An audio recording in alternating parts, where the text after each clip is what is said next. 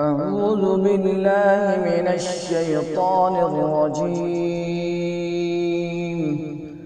بسم الله الرحمن الرحيم.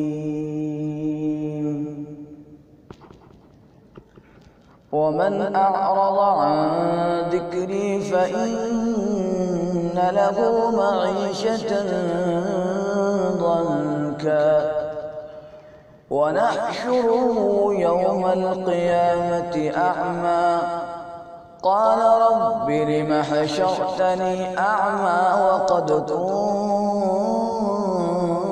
كنت بصيرا قال كذلك أتتك آياتنا فنسيتها وكذلك اليوم تنسى وكذلك نجزي من أسرف ولم يؤمن بآيات ربه ولعذاب الآخرة أشد وأبقى.